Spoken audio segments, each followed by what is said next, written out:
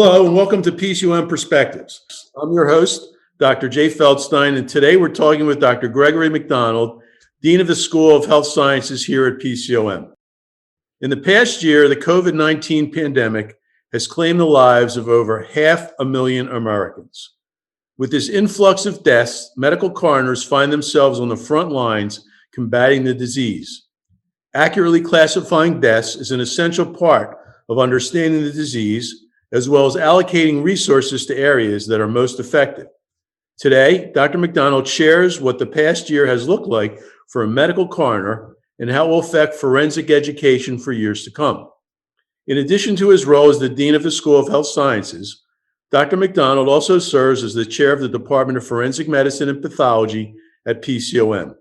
Outside of PCOM, Dr. McDonald is the Chief Deputy Coroner from Montgomery County and serves as a forensic expert in the internationally renowned Vidocq Society, an organization that brings together forensic experts from all over the world to assist law enforcement agencies with cases that have gone unsolved. Welcome, Dr. McDonald. Thank you, Dr. Feldstein. Thanks for being here with us today. I've got a couple questions for you, and my first one is, what has the past year looked like for forensic medicine professionals, and has COVID-19 brought about changes to your procedures? Well, that's an excellent question. And yes, it certainly has brought changes to our field, like it has many other areas as well. So certainly we have had changes in our office procedures because the personnel in a medical examiner or coroner's office are considered essential personnel. So all of our pathologists, our autopsy technicians, our forensic investigators, as well as our administrative staff are considered essential. And our office procedures have changed just like so many other office procedures have. Social distancing in the office, wearing masks, obviously hand washing, or the things that everyone is doing now. So that certainly has impacted our day-to-day operations. But we also struggled with early access to personal protective equipment, just like so many other places. And so that was a big struggle. I normally would wear my N95 mask for one day, and then I had to wear it several days in a row because of the lack of PPE. So that's not unusual, I know, in other medical settings. But we forensic medicine professionals, pathologists, our technicians, we're always cognizant of infectious diseases and the potential of acquiring them during the autopsy procedure. But COVID-19 has brought a greater sense of urgency for us, since we are still learning a lot about the infectivity rate of COVID-19 regarding a decedent, a dead individual. There was an anecdotal report early on in the process of a pathologist who may, and I say may, have passed away from obtaining COVID from an autopsy, and that was in Spain.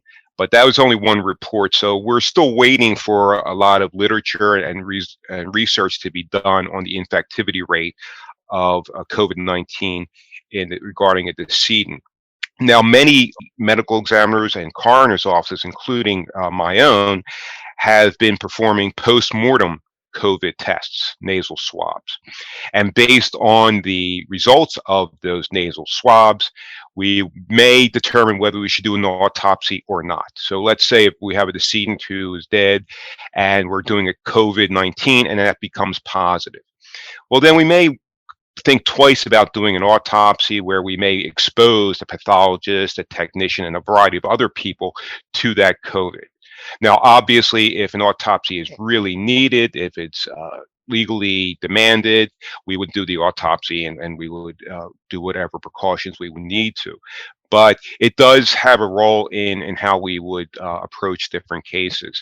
And we certainly have had an influx of number of fatalities with COVID, but the number of actual autopsies that have been done, that can vary from jurisdiction to jurisdiction. And again, depending on what the protective equipment availability is, that may play a role as well. So one of the other issues that have been plaguing a lot of medical examiners and coroners offices is the lack of storage capacity for decedents who are victims of COVID. Our hospitals, as I think is well known, we have overrun many of the hospitals' capacity for storage of decedents, and then that responsibility has shifted to many coroners' offices and medical examiners' offices, who also are being taxed for their storage capacity. So many offices, again, including my own, have had to resort to getting refrigerated facilities, generally temporary refrigerated facilities, to be able to store the remains of the COVID outbreaks. So that certainly has changed the number of cases reported to offices, the storage capacity, having to transport those bodies, and it really can be very taxing to the system in many regards.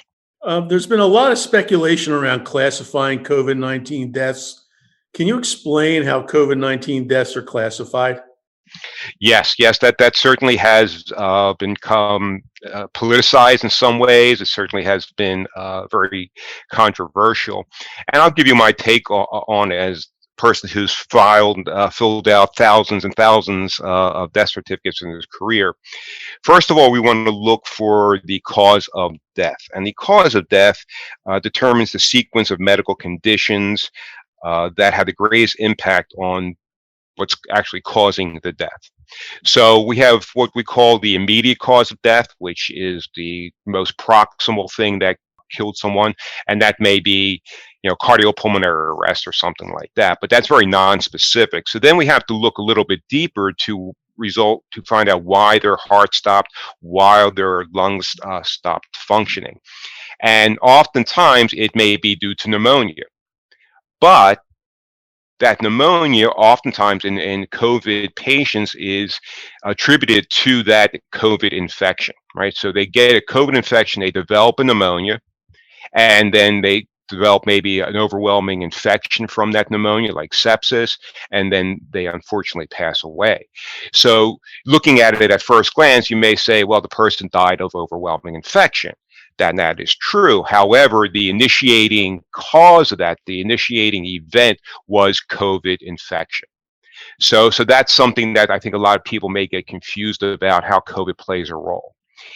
That's one set of cases. Then you have another set of cases of people who oftentimes are particularly medically vulnerable. They have a lot of medical comorbidities. Maybe they have heart disease, maybe they have cancer, maybe they have diabetes, and they may die of some of the complications associated with metastatic cancer which is spread throughout the body. But while they're admitted at the hospital for the treatment of that cancer, they contracted COVID infection, which also resulted in some respiratory insufficiency. So in that case, you may put the main cause of death as being complications of metastatic carcinoma, but you would also contribute the fact that the person had COVID infection resulting in respiratory problems, because that respiratory problem certainly did not help the person who already had metastatic cancer. And so in that case, COVID still would be classified as a COVID-related death, even though that person had a lot of other medical problems and may have died anyway, but the COVID certainly contributed to it. And I think that second scenario that I've described is what oftentimes is the point of confusion for a lot of people. They think, well, this person, she's an elderly person who had, breast cancer that spread all through her body, and yet you're calling it a COVID death. Well, it is in some instances, because COVID is certainly not the treatment of choice for someone who has metastatic cancer. So from a medical and a legal perspective, it is certainly acceptable, in fact, preferable, that COVID would be placed on the death certificate and ultimately would be included in that greater number of COVID deaths. So I hope that answers your question regarding COVID classification. Yeah, it does. And I think it'll help a lot of people understand, because as you said earlier, this was being at certain times politicized, as an issue. And I think you gave a lot of clarity to that. Do you anticipate changes in forensic medicine education following the pandemic? Well, as obviously, and I'm not sure you've been asked the question quite frequently, how the pandemic has affected education in general. And it certainly has affected forensic medicine education as well. We're certainly going to be doing more remote learning. Throughout the course of the year, I found out that some of my lecture material, some of my courses could actually be delivered in a very robust, very accurate way remotely, where people do not have to be in front of me in a live classroom. But there still are other aspects of what I do. We do mock crime scenes, we do clandestine grave recoveries, and those are things that right now we are filming them, we are demonstrating it to students without bringing them on campus. But obviously it's not the same thing as doing it in person and being able to interact with your colleagues when you're working up, let's say, a crime scene, which is a team activity.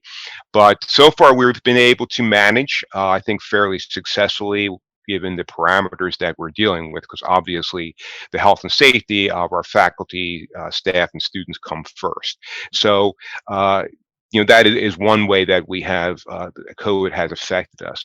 Another one is I think we're going to be concentrating more on handling mass fatalities. Right. And that's kind of alludes to my answer to the first question, in that we're having a lot of people dying rather suddenly. And you look throughout the country, there are mass graves being set up for victims.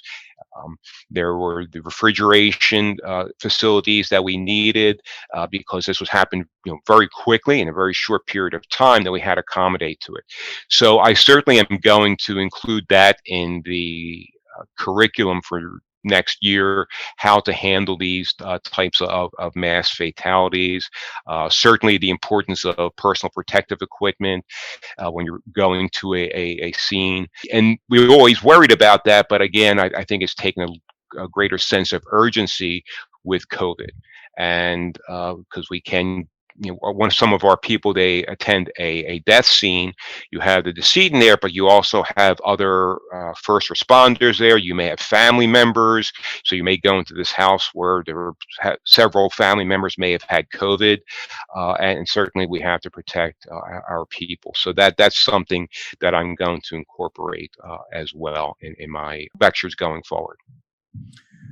Just out of curiosity, have many funeral homes and funeral directors reached out to you for guidance during this pandemic? Because I would imagine if you're overwhelmed with decedents, they are as well.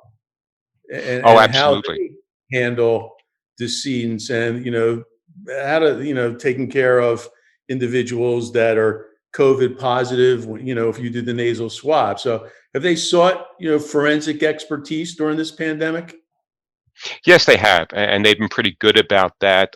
They certainly do have their concerns. The embalming process is not nearly as invasive as, let's say, an autopsy would or surgery would. So I've tried to allay some of their fears regarding that, but there is still a potential possibility of contracting COVID. But I've tried to tell them, once the body is embalmed, COVID is really not going to be viable at that point. It's during the embalming procedure. So I told them what I tell my staff, obey the PPE perspectives, the PPE protocols that have been set in place by the CDC, do all those things, and then that should pretty much cover them. But you're right. Again, they're struggling to keep up with the number of deaths themselves that are occurring, and so they have definitely been overworked in their capacity. I'm sure you've got a couple questions for me.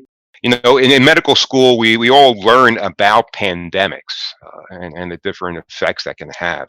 But you personally, did you ever expect to lead an institution as big as PCOM through a pandemic that we've had in the last year and a half? I can honestly say no. And it's funny, but you think about interview questions, right? For potential CEOs or presidents of universities, I would suffice to say that prior to this, no one ever asked, how would you lead during a pandemic? And for better or worse, I think that's got to become part of a skill set going forward for today's leaders, because, as we well know, this will not be the last one. And, the last one was 100 years ago. And I don't think it's going to take another 100 years for the next one. So, we really do need to be prepared. And I think, we learned a lot. It was challenging. It still is challenging. But, we've got a great leadership team and a great community here that were very responsive. And I think suffices to say, I'm really proud of everybody. I think we did a great job as an institution, still continue to do a great job managing through this pandemic. And what made it even more challenging, is the social environment that we're dealing with in our world today, in terms of, politics and what's happening, and how the pandemic just exacerbated every social disparity, economic and, poverty and healthcare across the board, which just added to it. So it not only is it the pandemic from the virus, but kind of the social pandemic as well. So it's been quite a challenging time. So that was a very long answer to the original answer, which was no. I never expected to lead an institution or live through a pandemic, quite frankly. So it's been tough for all of us, both at the professional and the personal level. So, yes, well, I want to thank you for doing a great job leading through PCOM. You have done an excellent job, and it's certainly a challenge. And you're right. I think PCOM certainly has risen to that challenge very well. Yeah, it's a real credit to the community. And when you think about it, through 2 states, 3 locations, multiple challenges. It's as I've said many times on our calls and our senior management calls, and our weekly, sometimes daily task force meetings. This is the most challenging year I've had professionally in my entire life. I think we've all risen to the occasion, yourself included, and everybody, in this room, on this call, and everybody in the PCOM community. It's really, everybody deserves a round of applause. And I just want to thank you, Dr. McDonald, for joining us today. We appreciate your insight into this timely and important topic.